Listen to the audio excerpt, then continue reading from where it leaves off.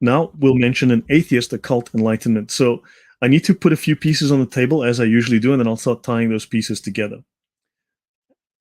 For the French revolutionaries, or you can call them for the French jihadis, nature was a way to legitimize their policies and laws, equated with the rule of law during the mythical Golden Age. The leaders of the revolution repackaged pre-Christian religious traditions as a new, rational, and natural religious system for the French Republic. Remember, this is the very first atheist republic, where atheism has become the state religion.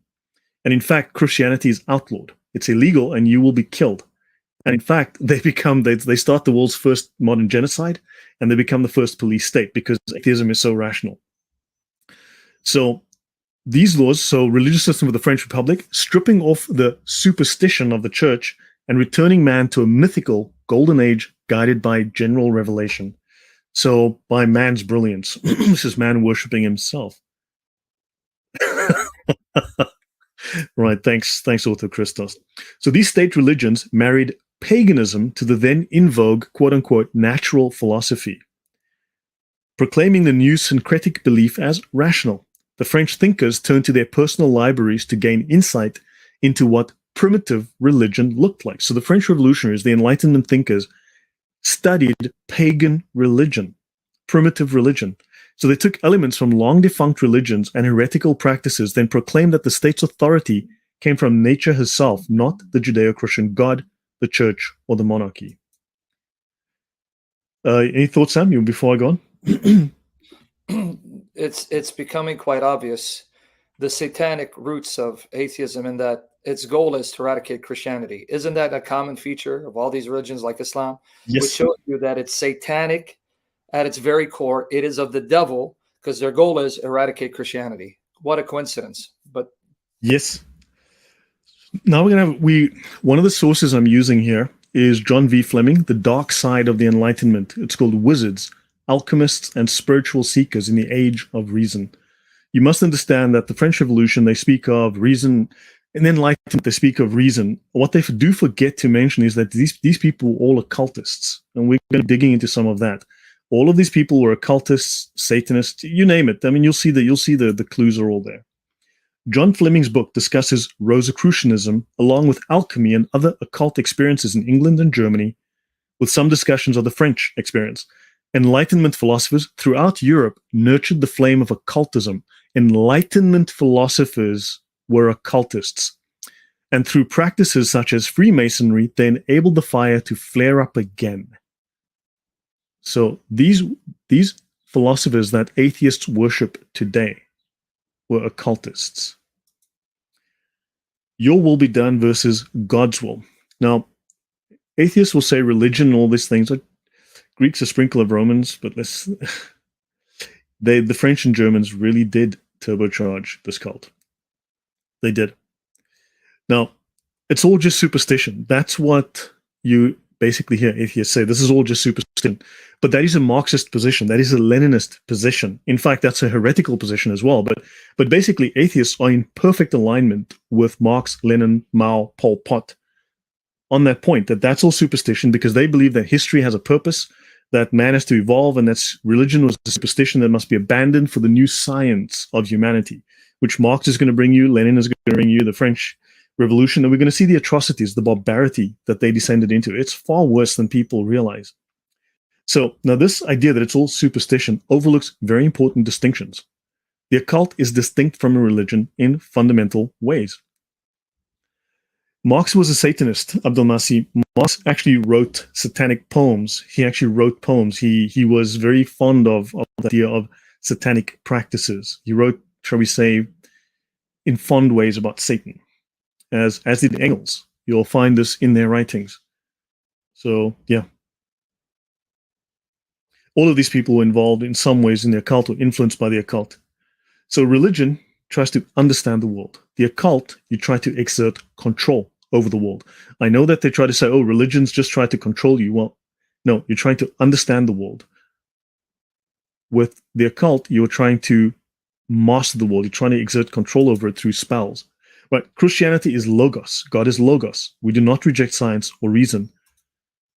The occult embraces irrationality and immorality. Christian religion is based on belief in God. We pray for guidance, but the occult, they use rituals to cast spells or curses. Christianity requires spiritual growth. Occultism seeks power to manipulate by means of rituals. And God is Logos. Once again, occult practitioners believe in forces that are beyond reason. Again, when I've spoken of the Sufis in the past, they believe in going to doing these rituals that take them into these states that are beyond reason. They call them post-rational or pre-rational states. Right? So an occultist usually operate in secret. There's nothing secret within Christian practice. Let me continue. I just wanted to throw that in there just to put some basic ideas out. So now we're going to look at Jonathan Israel, very well-known, very famous historian. He said the radical enlightenment cannot be simply equated with atheism. So in other words, not only equated with atheism. And he says here the radical enlightenment. Effectively, there were two enlightenments. Religious people played an important part in the radical enlightenment, as they did in the French Revolution, but they were always Unitarians or Socinians of some kind. Oh, I love that part. Guys, did you catch it? These radical enlightenment Satanists, they were Unitarians.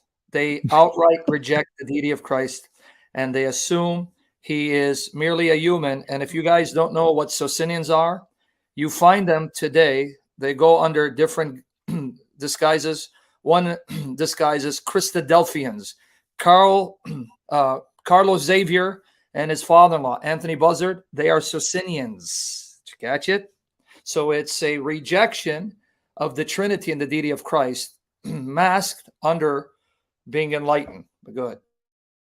Yeah, so the Socinians were an anti-Trinitarian movement originating in 16th century Poland. Now, this Polish connection is so odd because it actually came from Italy. An Italian guy that settled in Poland that started it here. And then when they claim, oh, the Polish did, no, an Italian did it. And Italy's another story. That period in Italy, that's another long story.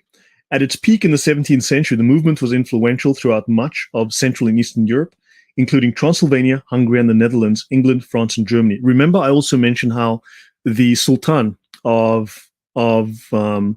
the Ottoman Sultan was actually funding and supplying help to the Protestants. And what happened was, in that period, in that part of the world, in Eastern and Central and Eastern Europe, what you had was the Ottomans were helping the Protestants, right, to fight. They were actually assisting them, giving them money, offering them troops, and so on, to fight against the Catholic Church.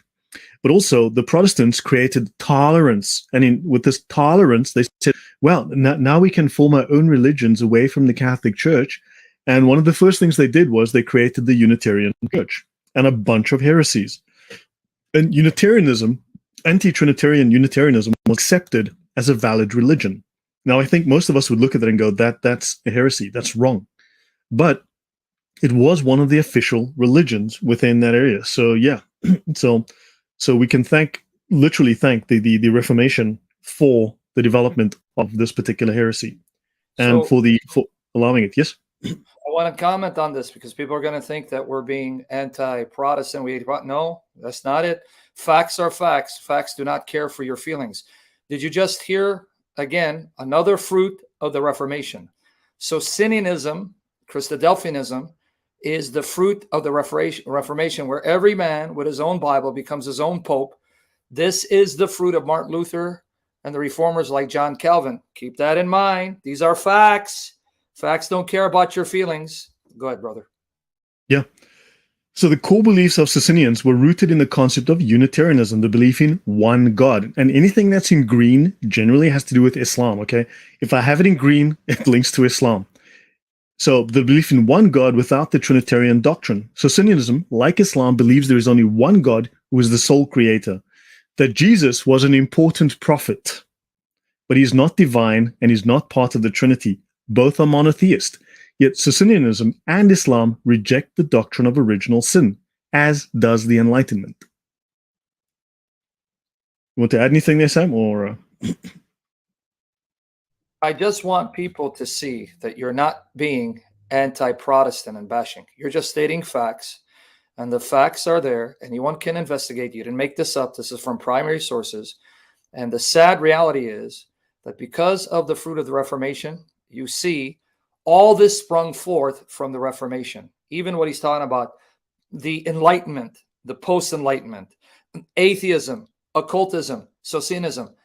I'm sorry to say this, folks. This is all connected to the rotten fruit of the Reformation, and I'm sure you would agree with me on that point. It opened the door to all of these things.